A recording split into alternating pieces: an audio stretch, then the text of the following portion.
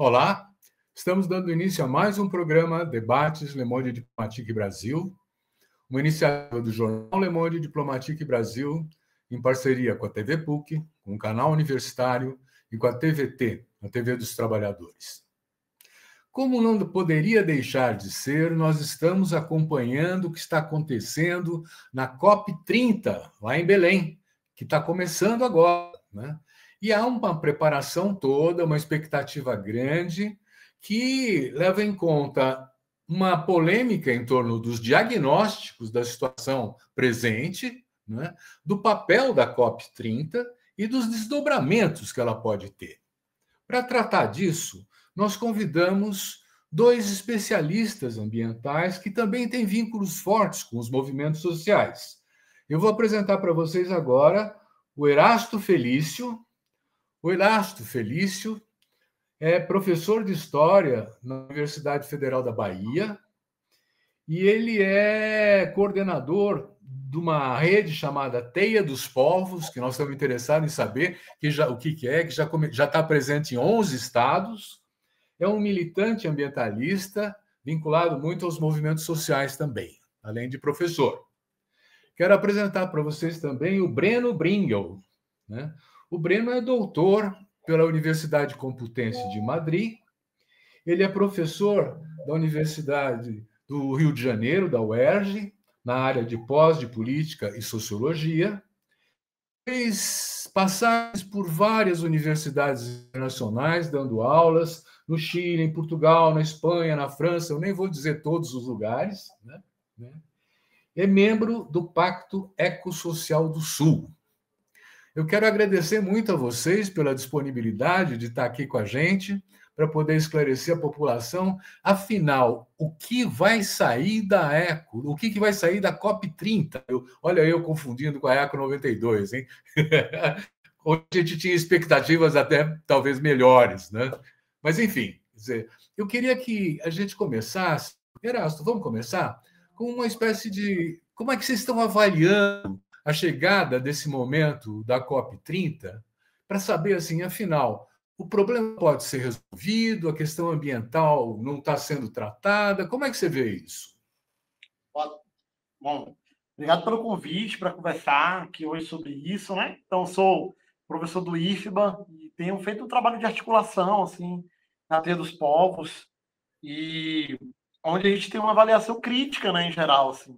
Todas as reuniões que a gente tem participado indicam essa desilusão ou rompimento de uma ilusão com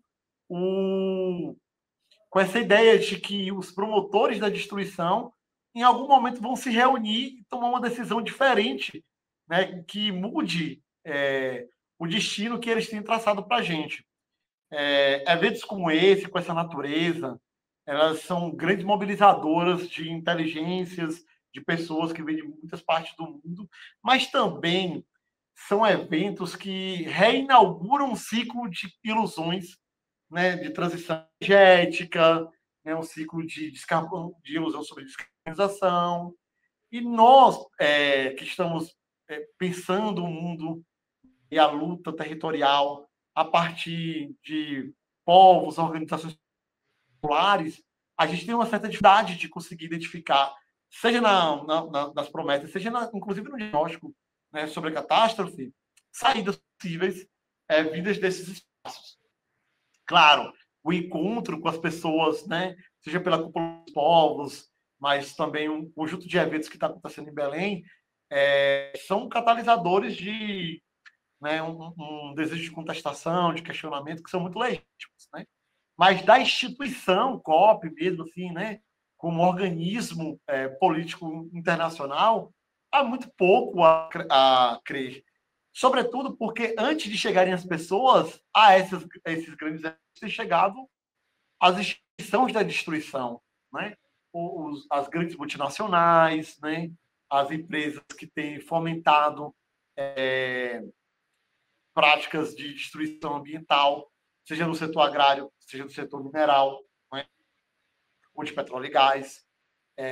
E esses grandes capital, ele nos parece tanto interessado em modificar a realidade dada, como qualquer país, estado, nação que tem fomentado o desenvolvimento capitalista, e que o máximo que eles conseguem é, muitas vezes, tentar mitigar os danos que eles estão causando, mas nunca mudar o que é a raiz do problema, né? Que é a estrutura capitalista de produção, essa ideia de crescimento ilimitado que se construiu na economia capitalista, e mesmo o que a gente poderia chamar de uma concepção, uma forma de viver, né? Quer dizer, um modo de vida que tem a ver muito menos com o cidadão e muito mais com o consumidor, né? Que todos acabamos virar. Todos não, porque uma parte do mundo ainda vive de modos tradicionais e que conservam bem a natureza. Então é isso, assim.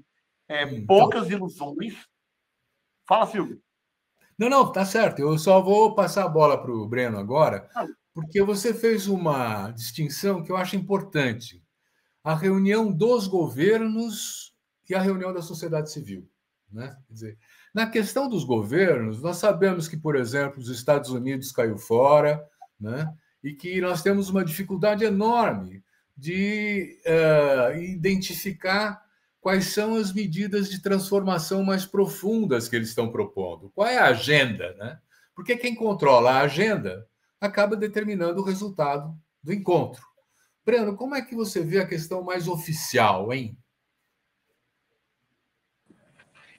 Bom, em primeiro lugar, obrigado também, Silvio, pelo convite. Um prazer bater um papo com você, com o Erasto. E eu compartilho totalmente o diagnóstico que o Erasto fez até agora. E para complementar um pouquinho, talvez indo na mesma linha, né?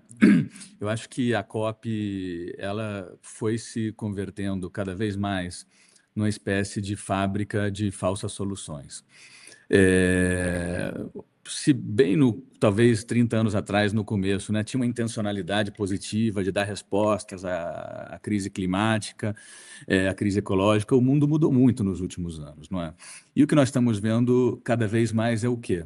O capitalismo tentando, né, se reinventar, isso que muitos temos chamado de capitalismo verde, criando soluções que, longe de resolver os problemas da crise climática, da crise ecológica, estão agravando, estão exacerbando, né, a crise climática a crise ecológica. Então, esse tipo de falsas soluções, eles se expressam em quê? Por exemplo, numa série de linguagens muito especializadas, né, que estão sendo construídas como propostas que, no fundo, o que fazem é financiarizar a natureza, permitir a pilhagem, né, acaparamento de terras. E, nesse sentido, se constrói toda, né, uma série de mecanismos muito sofisticados, vinculados, por exemplo, aos créditos de carbono, vinculados a essa ideia que o Horácio mencionou de descarbonizar, né, da descarbonização, que, no fundo, é o quê? Apontar de maneira retórica para ações que nos permitem continuar com o modelo de crescimento econômico com menos emissões de CO2, né? Ou seja, a descarbonização em si é algo positivo. O problema é como ela está sendo feita e como ela está sendo proposta no bojo do que a gente está chamando de falsas soluções.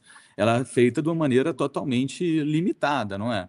Ela não se refere, por exemplo, a algo fundamental, que é a eliminação do consumo de combustíveis fósseis, que possuem carbono, né, em sua estrutura molecular. A combustão libera poluentes, afeta a saúde das pessoas, dos ecossistemas, né?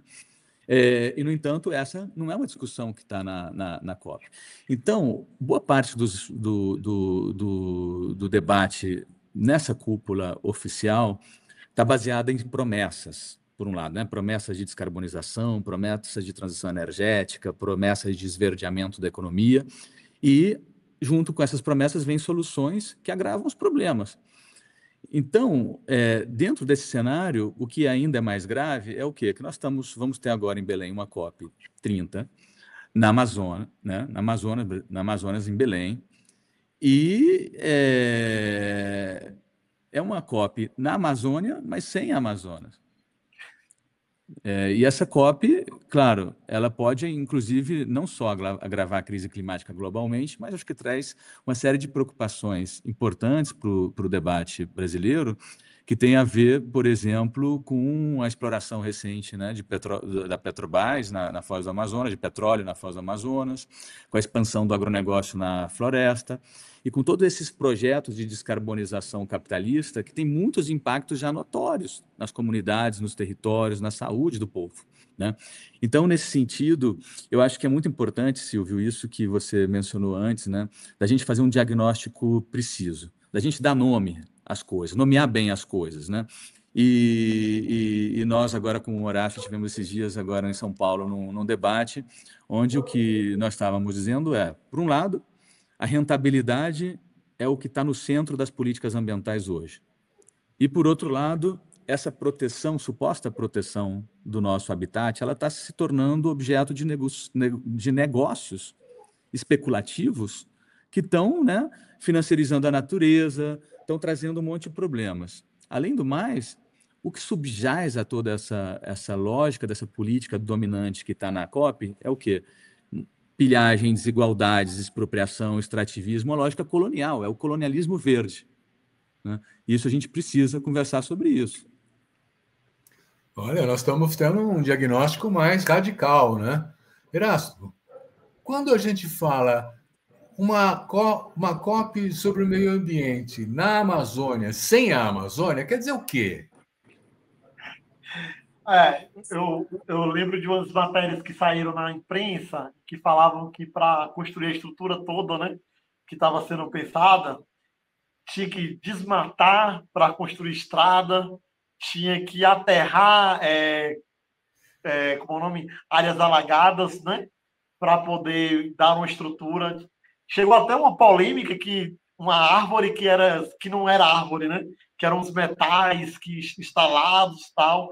Se a gente parar para observar bem, né, vamos dizer assim, toda essa coisa performática que é fazer a COP, ela já vai meio que atentando contra a própria Amazônia, na própria lógica dela.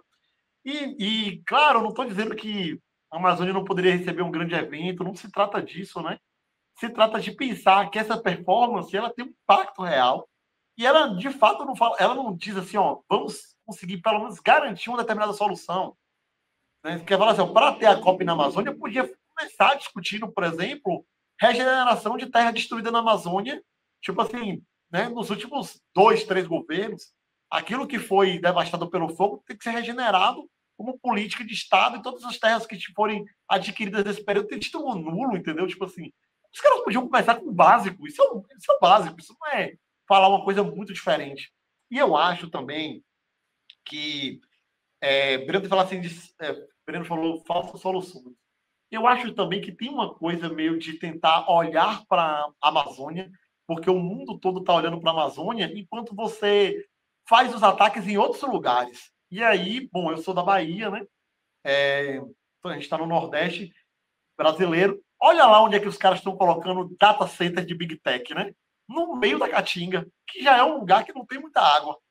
Os caras planejaram fazer, como o nome, usina nuclear no São Francisco. Agora a gente tem um impacto gigantesco de eólica acontecendo no sertão brasileiro. E agora, assim, para fechar mesmo, assim, de forma terrível, a mineração de terras raras, né, que vai do Vale do Jequitinhonha, no norte de Minas Gerais, que já é Caatinga, né, ao extremo sul da Bahia, e com grande impacto em comunidades tradicionais, conflitos cada vez mais severos com os pataxós. Então, a sensação que dá, às vezes, é que eles estão fazendo assim, olhem para a Amazônia, enquanto a gente faz umas coisas aqui onde vocês não estão olhando, né? E isso, para mim, que me assusta um pouco, porque, de fato, há que respeitar e cuidar da Amazônia, mas nada na COP indica um zelo, um cuidado, que os povos da Amazônia sejam os principais anfitriões dessa atividade, né? Desse encontro. Pelo contrário, há um conjunto de povos amazônicos até hoje esperando titulação da terra, faltando só assinatura e não sai a titulação da terra, que ninguém no Brasil que tenha um mínimo de consciência crítica reconhece que a titulação de uma terra indígena é um dos elementos principais de conservação, né, daquele bioma. Quer dizer, isso é uma coisa que até os negacionistas conseguem perceber, porque é uma coisa visual para o satélite. Você percebe que os territórios indígenas são muito mais conservados. Então, a sensação que nós temos é essa, que tem um pouco de performance muito grande com a Amazônia, porque ela realmente chama a atenção do mundo. mas a gente já não consegue mais dizer o que dizíamos antes sobre a Amazônia, que ela é o pulmão do planeta, de que ela tem uma gigantesca absorção de carbono. As pesquisas mais recentes têm indicado que não é bem assim, não é porque você tem mais carbono na atmosfera que ela vai colocar mais carbono para dentro do solo. Então a gente tem que começar a repensar essa coisa e começar a olhar para onde eles estão atacando, porque não é só um problema amazônida, né? Um problema que está sobretudo o Cerrado, que a gente fala que é a caixa d'água do Brasil. A gente tem um processo de obituário das águas. Você imagina um obituário de nascentes, rios, riachos, lagoas acontecendo no Cerrado e, evidentemente, colapsando de forma de estresse hídrico as principais cidades do litoral brasileiro, as maiores cidades do Brasil, né? que precisam dessas águas do Cerrado. E a gente está vivendo um obituário das águas, enquanto a gente está falando de meio mundo de falsa solução, e a gente poderia simplesmente falar assim, gente, as águas vão ser defendidas, não tem mais esse uso em grande escala para o agronegócio, não vai poder mais sair perfurando o aquífero Guarani para ficar levando soja para fora do país, e a gente não consegue falar coisas mínimas, entendeu? E fica criando uma grande performance, né, na Amazônia, como se aquilo ali fosse, de fato, uma COP de libertação, né, dos povos, e não é, está muito longe disso. Bruno, deixa eu perguntar uma coisa para você. Quer dizer, há uma série de COPs que já ocorreram. Nós estamos na COP 30, né? Você vê alguma modificação na trajetória da agenda que está sendo discutida? Porque cada vez mais a urgência climática se põe, né? Quer dizer, você falou um pouco da apropriação, vamos dizer assim, capitalista da COP 30, né?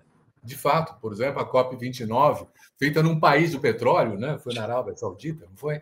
E tratando com lobistas do petróleo, com congressos que não querem parar de explorar o combustível fóssil. Tem alguma modificação que você percebe de positivo nessa trajetória das COPs ou nós estamos na mesma coisa? Então, Silvio, eu acho que a grande diferença é que o próprio mundo mudou muito nesses últimos anos, né? Então, a COP, quando ela nasce e vai se desenvolvendo, ela tem algumas COPs mais importantes que outras. Por exemplo, muita gente deve ter ouvido falar da COP, né, da COP de Paris, né, 10 anos atrás, que foi importante, foi um marco importante. E tem algumas que temos alguns avanços, né, que a gente não pode também ignorar, mas elas sempre tiveram marcadas por uma espécie de aposta no multilateralismo, né? O multilateralismo nas negociações entre os países, sempre pensando essa responsabilidade também estruturalmente desigual, né, das emissões dos países, e um certo, vamos dizer assim, consenso político que, baseado na própria ciência, né, diz que nós estamos ultrapassando os limites planetários, que nós estamos chegando no limite, não podemos manter o mesmo modelo, né? Então, esse tipo de perspectiva, né, de um certo consenso sobre a importância de descarbonizar, de avançar numa agenda multilateral, ela também está ruindo, né? Você mencionou antes os Estados Unidos, temos um presidente negacionista, temos um avanço nos últimos anos de muitos governos de extrema-direita pelo mundo. Então, essa agenda do negacionismo, não só climático, de vários tipos de negacionismo, elas voltaram com muita força, estão avançando, não é? Nós temos, ao mesmo tempo, uma série de capturas corporativas por parte das empresas, cada vez mais fortes, da agenda dos governos, inclusive de governos progressistas ou supostamente progressistas, não é? Que também estão cada vez mais avançando nessa pauta climática, da transição energética, numa lógica muito, muito corporativa, né? Então, o que nós temos, na verdade, é uma certa complexificação das COPs, no sentido de elaborar propostas supostamente, né, mais sofisticadas, mas numa dinâmica de um mundo no qual o multilateralismo está em crise.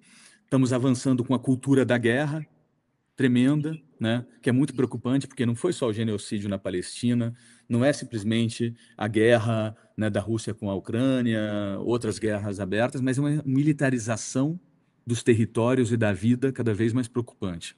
E essa dinâmica de militarização, ela está associada também ao extrativismo, né, ao extrativismo tradicional, clássico, mas também ao extrativismo verde, ou seja, todas essas promessas que são feitas em termos de transição energética, né, ele fala, bom, vamos descarbonizar as economias, sobretudo no norte global, né, vamos ter carros elétricos, mas para ter carros elétricos nós estamos, né, tendo que ver todo o impacto com o lítio na Argentina, no Chile, na Bolívia. Temos que fazer energia eólica, e parte, por exemplo, das pás dos aerogeneradores de energia eólica que a Alemanha e a China estão demandando vem da madeira de balsa. A madeira de balsa é uma madeira abundante na Amazônia equatoriana, e a Amazônia equatoriana está sendo devastada em nome da transição verde. Não é contraditório? Então, o que acontece?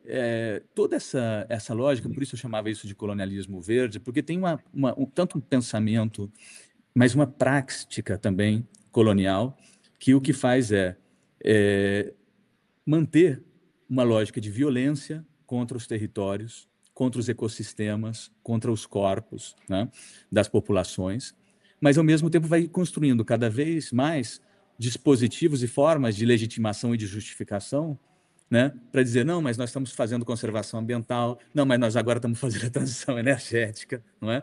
Então, esse cenário ele está muito presente dentro das COPs, né? E aí o que acontece, Silvio? Olha, boa parte das disputas políticas e geopolíticas mundiais também estão nas COPs. Então, hoje, no mundo que nós estamos vivendo, com o avanço de negacionismo, de extrema-direita, etc., obviamente os avanços da COP vão ser muito limitados. Qual é o problema? Bom, que parte dos governos supostamente democráticos, o que nos dizem? Bom, temos que combater a extrema-direita, o negacionismo, então a única solução é essa solução, né, de avançar com as alternativas capitalistas, com essas alternativas que estão destruindo os territórios, a vida, os ecossistemas, em nome de salvar o clima.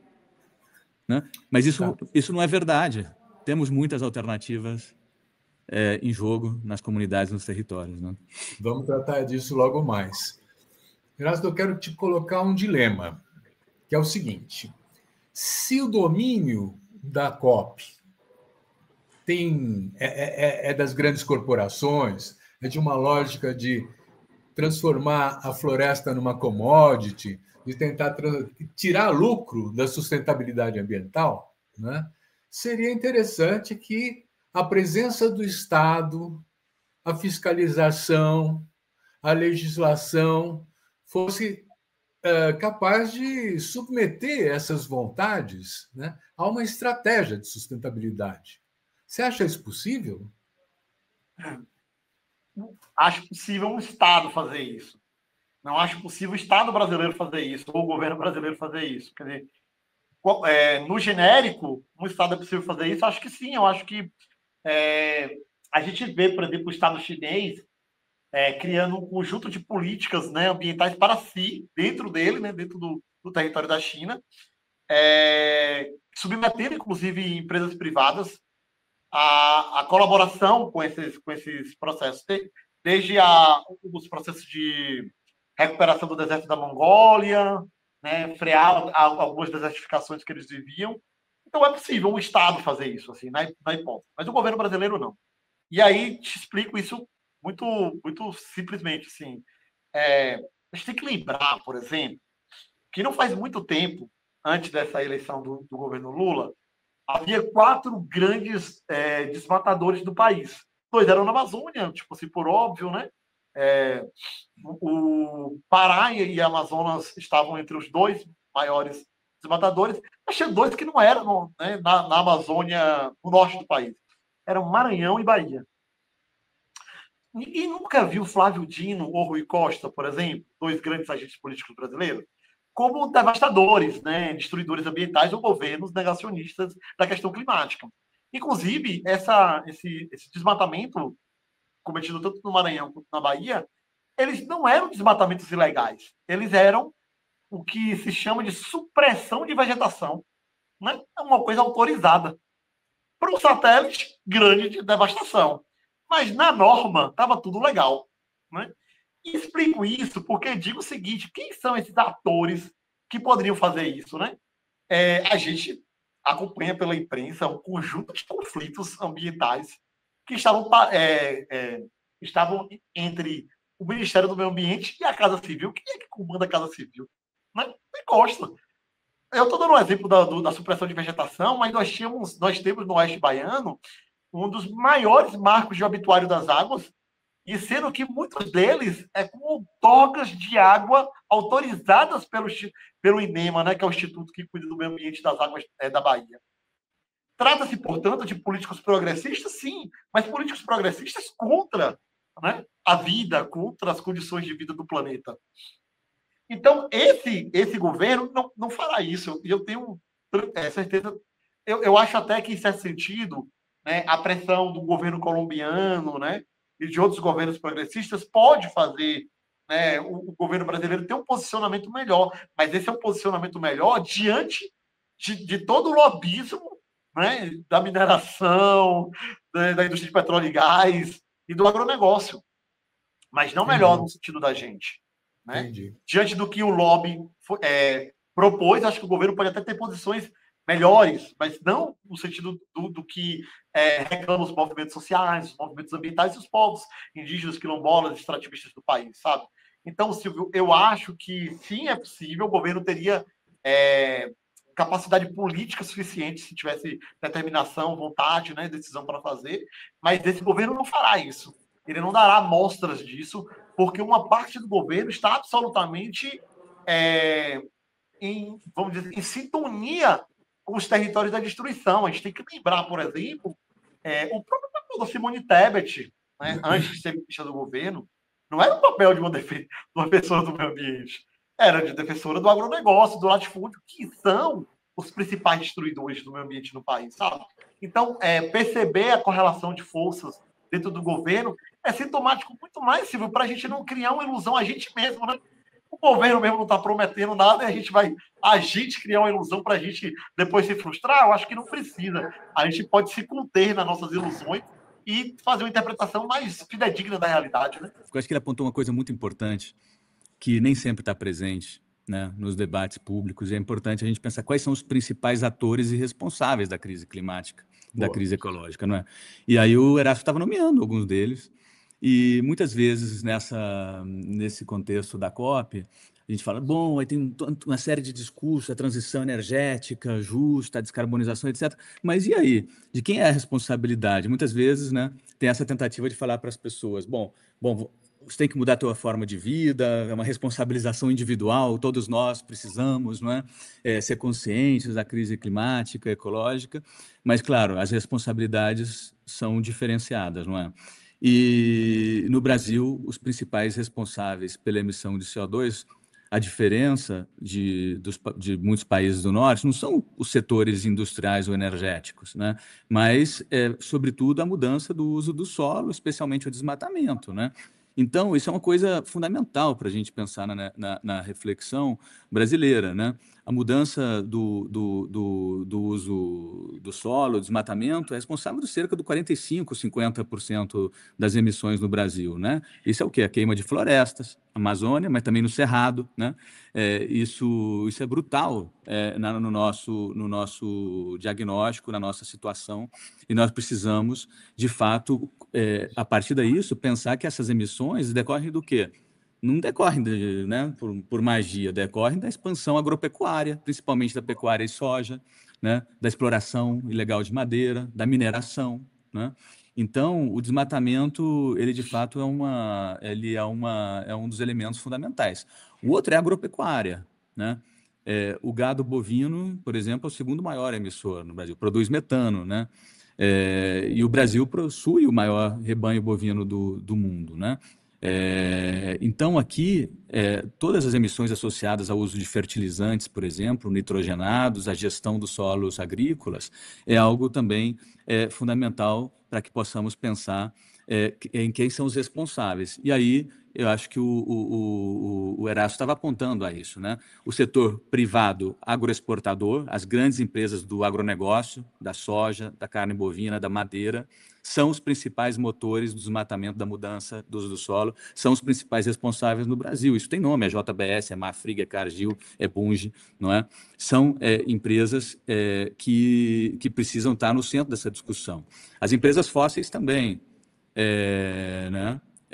O mercado internacional, através da demanda por soja, por carne, por minérios, sobretudo a China, a União Europeia, né, incentiva essa expansão extrativa e agroexportadora. Mas o Estado, aí é um pouco o ponto que você tinha perguntado para o Erasto, ele respondeu, acho que muito bem, por ação ou por omissão, através de políticas ambientais, né, de planejamento territorial, de incentivos fiscais, também acaba sendo parte, né, os governos brasileiros desse jogo. Tá, mas aí então eu queria mesmo me dirigir a você em relação a isso, né? Porque na forma de como o Erasto colocou, todo mundo do governo tem essa responsabilidade, né? Mas eu queria trazer alguns elementos. Por exemplo, na Câmara dos Deputados, como é que chama? A bancada do ruralista tem 300 deputados sobre 513. Ele tem a maioria absoluta, né? Quer dizer, como é que você mexe com isso? Num governo de coalizão, porque nós precisamos juntar até com a direita mais constitucional, para dizer assim, para enfrentar o Bolsonaro, né? Você também tem ministros, né, que são a coalizão, não são de um compromisso de esquerda de transformação social, né? Mas são, inclusive, governadores do norte do país, senadores que querem ver o crescimento e o desenvolvimento, uma ideia desenvolvimentista, né? Quer dizer, daquela área. Então, nós temos senadores, deputados, governadores, eu não ignoraria os prefeitos também, eles chegam a fazer estradas vicinais para abrir o matamento, né? Para apropriação ilegal, né? de terras públicas. Então, quer dizer, é bem complexa essa trama de identificar quem é o poder nesse momento, né? E eu penso que, claro, está aquém do que nós poderíamos fazer em termos de sustentabilidade ambiental, mas eu te perguntaria, era possível fazer mais que isso?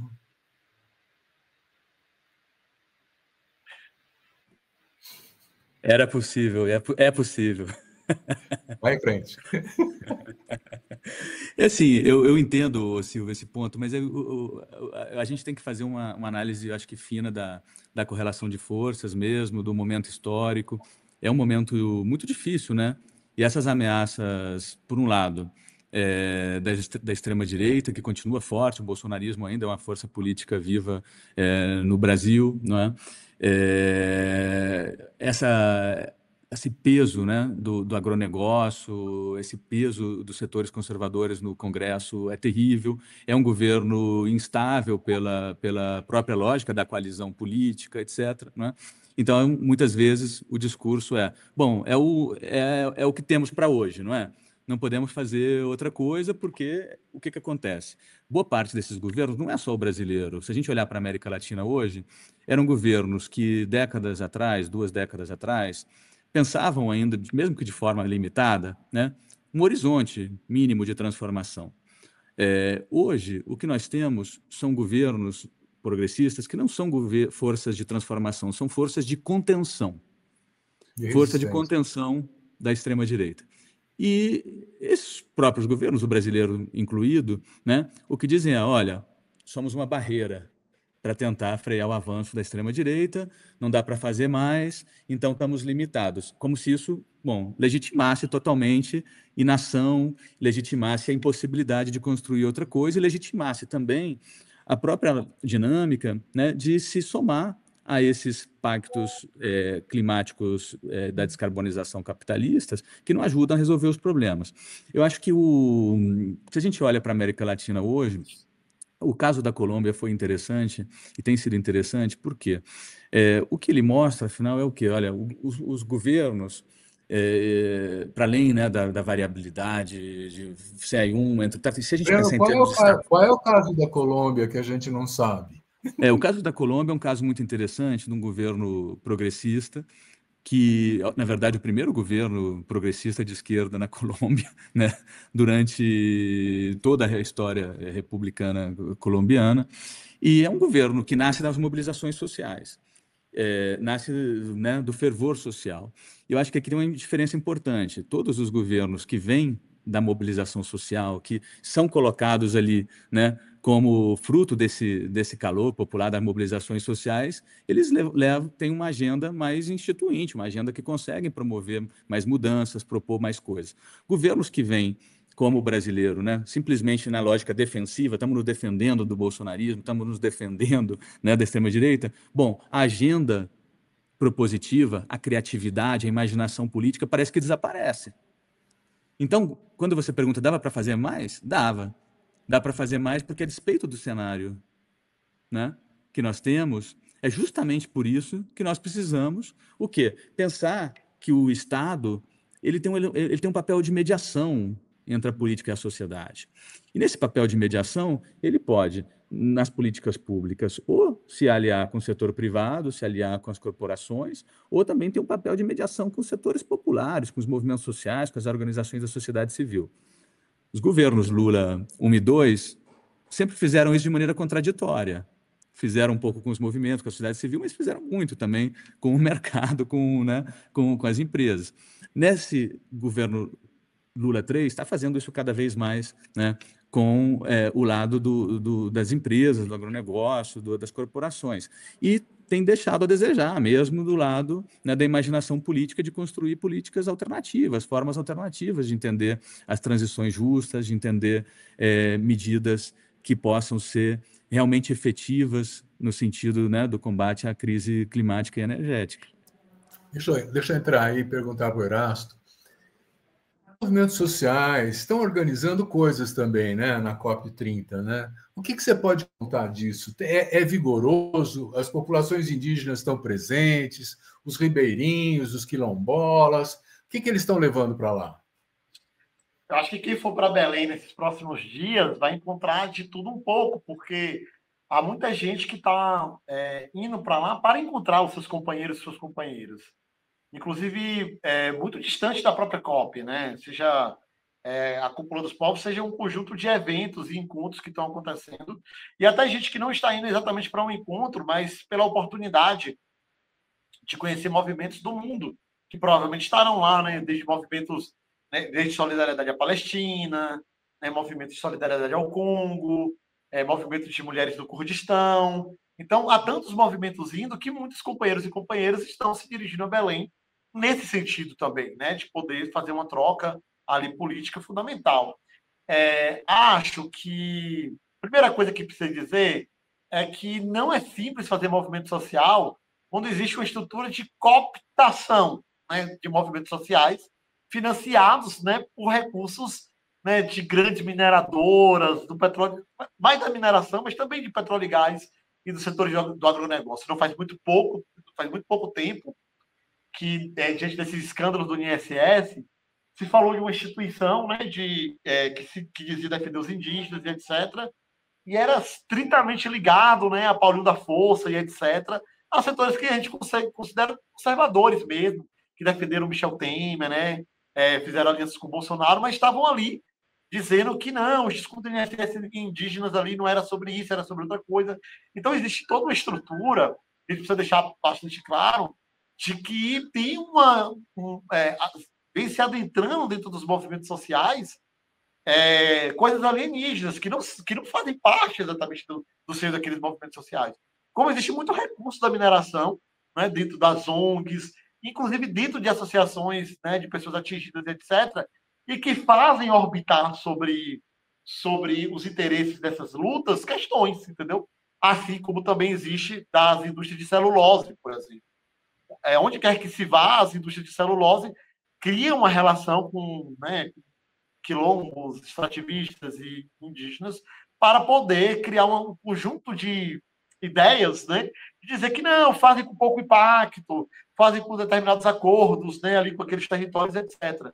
Então, é por isso que eu estou falando, vai ter de tudo, porque vai ter gente muito aguerrida, disposta a fazer um tipo de enfrentamento, né? A COP e toda essa publicidade verde, vamos colocar desse jeito, mas também vai ter gente que vai estar com o seu crachazinho para poder entrar, né, para as áreas mais nobres da COP e ter local de fala, é muito legitimado e etc.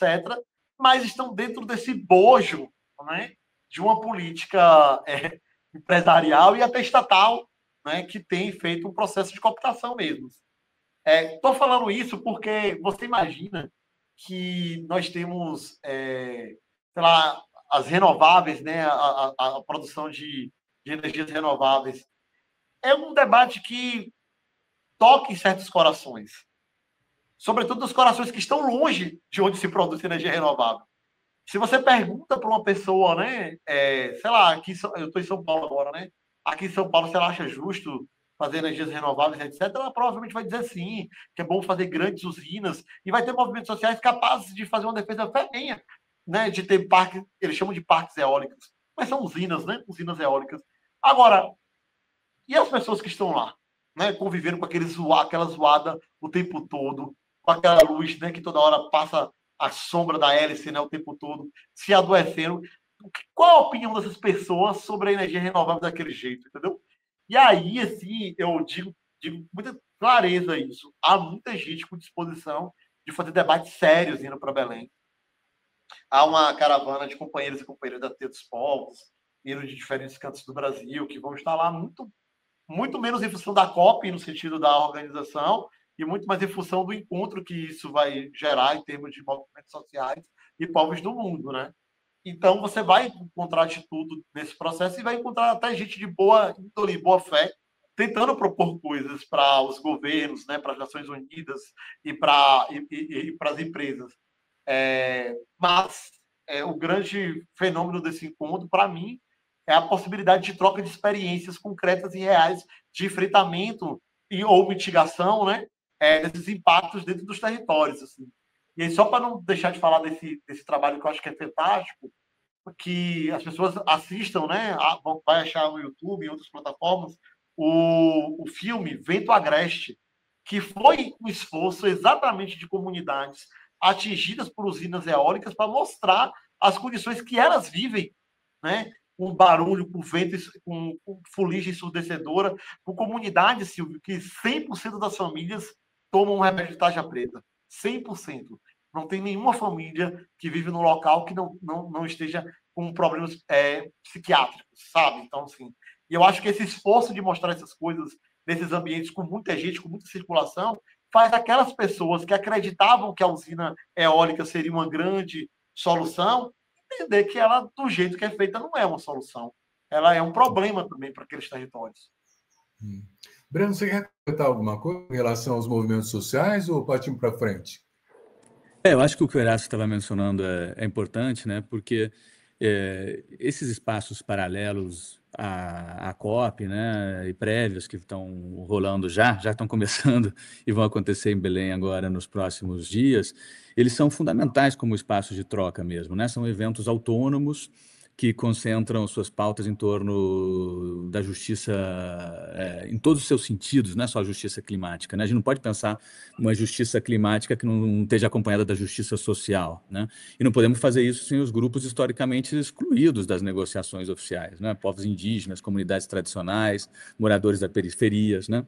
Então, o que eu acho interessante são duas coisas que eu queria mencionar, Silvio. A primeira é que tem algumas pautas, vamos dizer assim, agendas de convergência que são fortes ali nesse espaço agora que nós vamos ter em Belém, na COP, né? Paralelos à COP. Por exemplo, um deles é a soberania alimentar, né? Pauta importantíssima para a gente pensar os sistemas alimentares saudáveis, sustentáveis. E aí, a gente estava falando da resistência ao agronegócio, mas não é simplesmente só, né, porque precisamos fazer um diagnóstico crítico e criticar esses atores, né, que de fato são os responsáveis pela crise ambiental, pela crise ecológica. É porque também os movimentos estão oferecendo alternativas, né, a isso. E a soberania alimentar, a agroecologia é essa alternativa nesse âmbito da alimentação. Por outro lado, todo o debate sobre transição energética justa, né, que já está cooptado por muitas empresas, muito governo, mas é um debate sobre modelos de energia que não causem mais injustiças sociais, mais injustiças ambientais, né? Um desses exemplos que o Erasto estava dizendo. Outra discussão fundamental é a pauta da reparação, né? Reivindicações por reparação histórica.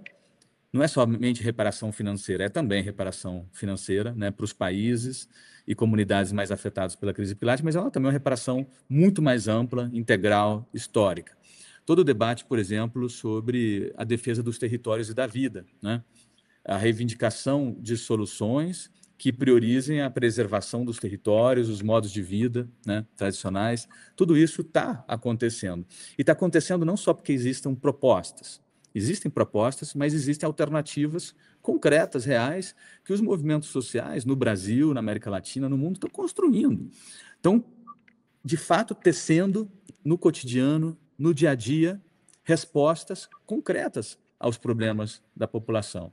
Bom, se temos uma crítica, né, se há uma crítica forte a esse tipo de usinas eólicas, há uma lógica, né, que é sempre de fazer grandes projetos, megaprojetos. Qual é a alternativa que os movimentos estão propondo? Por exemplo, as comunidades energéticas, né? Pequena escala, né? Energia compartilhada, com saberes, às vezes ancestrais, que se colocam em diálogo para, né, poder, então, fazer uma gestão autônoma própria da energia. E isso, alternativas para tudo, para a mobilidade, para a produção, né, para o âmbito também da própria moradia. Não é?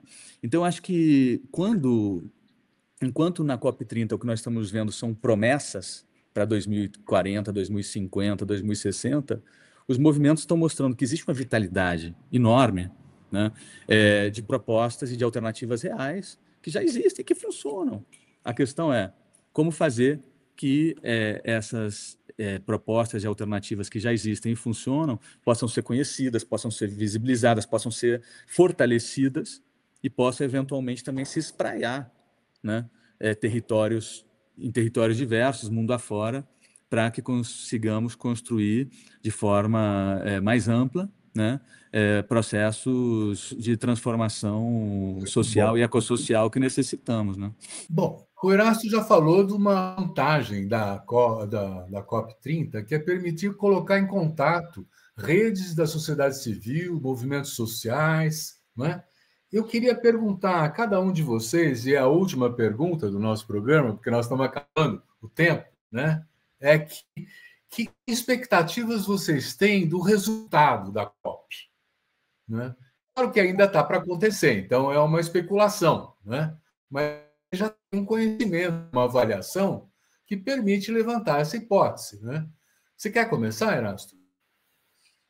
Eu não tenho muitas expectativas no sentido de decisões que mudem muito o cenário, sobretudo da crise climática e ambiental e capitalista, porque não vejo no cenário geopolítico consensos sendo produzidos e, pelo contrário, a gente está vendo um processo de beligerância no cenário geopolítico, né?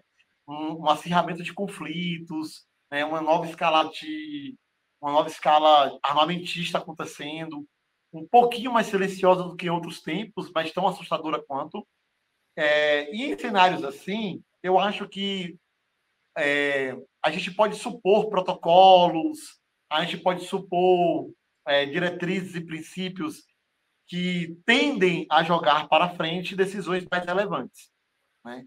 Então, assim, e eu acho que tudo que pode ser aprovado é no sentido ainda de pensar, por exemplo, energia como commodity ou energia mesmo como ativo financeiro e floresta como ativo financeiro, né? De tentar financiarizar esses processos como se fosse mitigação. Essas coisas eu acho que podem avançar porque elas dialogam com o tipo de crise que o capitalismo está vivendo. Mas não consigo ver, nem do ponto de vista dos direitos, né, pensados da natureza e dos povos que precisam da natureza, nem mesmo grandes reparações sendo colocado, porque é um momento em que as grandes nações do planeta estão muito preocupadas se elas vão ou não guerrear, ou em que escala elas vão guerrear. É um momento em que elas estão se preparando para crises econômicas, de taxações e etc., muito mais graves. Então, se em momentos que parecia que havia mais consenso entre os principais líderes planetários, né, assim, das grandes nações e do G20, sobretudo, isso não estava conseguindo caminhar, nesse momento vejo menos ainda chance de ter protocolos, né, diretrizes e mesmo cartas que possam ser seguidas de forma mais profunda. Acho, contudo, que encaminhamentos muito no sentido discursivo, né, eu até diria de princípios, podem ser colocados, né, desde o sul global, por pessoas que estão buscando esse buscando não, pessoas que estão costurando uma espécie de crítica ao trumpismo, né, de crítica ao imperialismo estadunidense, né, utilizando a linguagem, né, das questões ecológicas. Mas não consigo ver muito mais do que isso, confesso. E olha que eu sou uma das pessoas mais otimistas dentro, né, do meu seio de luta, assim, não costumo me ver como pessimista.